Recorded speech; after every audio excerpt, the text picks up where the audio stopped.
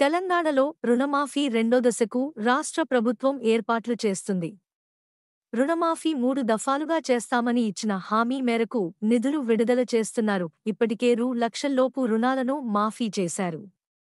మంగళవారం రైతుల రుణమాఫీ రెండో విడత నిధులు విడుదల చేస్తున్నట్లు సమాచారం. దీనికి సంబంధించిన అంశంపై ఆర్థిక అధికారులకు స్పష్టమైన ఆదేశాలు అందినట్లు తెలుస్తోంది. ₹1.50 లక్షల్లోపు రుణాలున్న వారి ఖాతాల్లో మాఫీ డబ్బులు జమను సీఎం రేవంత్ రెడ్డి మంగళవారం లాంఛనంగా ప్రారంభించనున్నారు. అయితే ఇప్పటికే లక్షలోపు రుణాలున్న వారికి మాఫీ చేసినట్లు ప్రభుత్వం ప్రకటించింది. దీంతో పాటు ఆగస్టు నెలాఖరులోగా ₹2 లక్షల వరకు రుణాలను మాఫీ చేస్తామని రేవంత్ రెడ్డి ప్రకటించిన విషయం తెలిసిందే.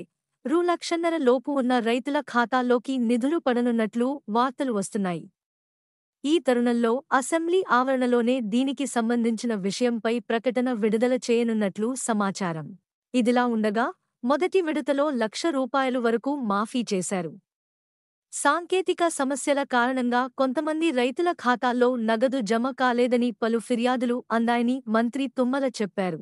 మొదటి విడతలో ₹1,00,000 రుణాలు ఉన్న అందరికీ మాఫీ అవుతుందని, ఎవరూ అధైర్యపడవద్దని మంత్రి సూచించారు. ఈ రుణ మాఫీ నగదును రిజర్వ్ బ్యాంకు ఈ కుబేర్ విధానంలో జమ చేస్తున్నట్లు తెలిపారు. కాగా మొదటి విడతలో 17,877 మంది లబ్ధిదారుల్లో 84.94 కోట్ల నిధులు జమ కాలేదన్నారు. దీనికి సంబంధించిన నిధులు ఆర్బీఐ వద్దనే ఉన్నాయని తెలిపారు. మన ఛానల్కి సబ్స్క్రైబ్ చేసుకోండి, లైక్ చేయండి మరియు కామెంట్ చేయండి. మీ సపోర్ట్ మాకు చాలా ముఖ్యం. కొత్త వార్తలు మరియు అప్డేట్స్ కోసం బెల్ ఐకాన్ని నొక్కండి.